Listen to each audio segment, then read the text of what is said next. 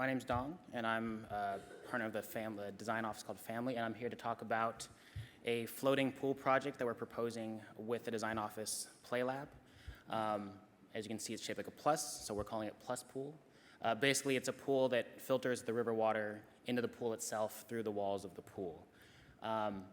It's a pool that actually has its roots over a century ago, when the rivers were not only used for recreation, but actually used for bathing. And obviously, as we learned more about the rivers, it became kind of clear that the rivers just simply weren't clean enough to allow people to use it. So this is actually a map of the water quality today. Shown in orange is an area that's labeled as unswimmable. So basically, we thought, wouldn't it be great if you could simply have a small piece of that river clean enough to swim in? And really the point of the project was to be able to carve out a piece of the river for the public, kind of as the city moves back towards the waterfront with all of the amazing parks that are happening in the city. It'd actually be really great to actually get into the water itself. And so, of course, how do you do this? This isn't necessarily an easy thing to do. We're working with engineers at Arup right now to develop what is basically a filtration system within the walls of the pool. It's concentric layers so that each layer consecutively takes out smaller and smaller contaminants. For us, it's really, the easiest way to describe it is basically a giant strainer that you can drop into the river. Or another way is basically a wall full of Britas. But, so we actually put this to the test last summer. We did a test for 6 weeks out at Brooklyn Bridge Park, where we were filtering river water into a tank, and this tank actually holds some of the filtration materials we're looking at. We learned from Columbia University how to analyze properly all the river water. We tested 19 different parameters. And what was incredibly encouraging is that even on the first layer of filtration, really the screening layer, across the board, the contaminants were reduced. This, for example, is fecal coliform, which is literally shit. So it's nice to know that we were taking shit out of the river.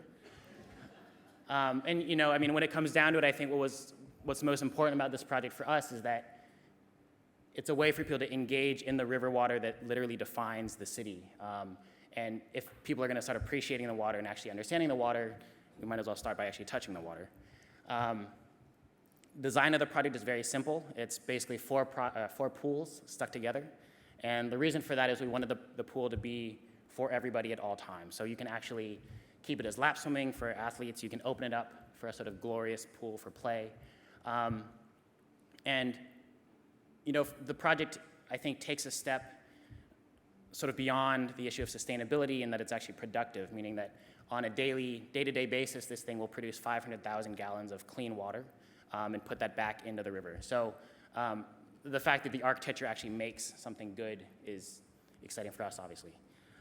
We've been working with an amazing set of collaborators, not only on the engineering and environmental feasibility of the project, but on how this project can stay as accessible to the general public while staying also financially sustainable. We just launched a new campaign at the beginning of the month to obviously raise a big part of the capital needed for the project, but also to help us find and commit to not only a site, but partners to help us move this project forward. You can actually follow along. We've launched with this timeline that shows virtually every single meeting we've had over the past 2 years and all of the steps we need to take to get this project done. And part of that is cataloging the resonance that this project has, which is really exciting for us, across a huge array of communities. Obviously architecture design, but also environmental, developmental, athletic, health. This slide to us is really exciting that it's reaching a lot of people, but what's even more exciting is this slide, which is the list of all the supporters who have directly contributed to making this project happen. And the reason I find this so exciting and the reason actually I'm incredibly proud to be part of this conference is that I think this conference signals a kind of groundswell of optimism that design and planning and development can actually create a better city. I think following the recession that we're sort of allowed again to be ambitious in making New York a better place. So thank you.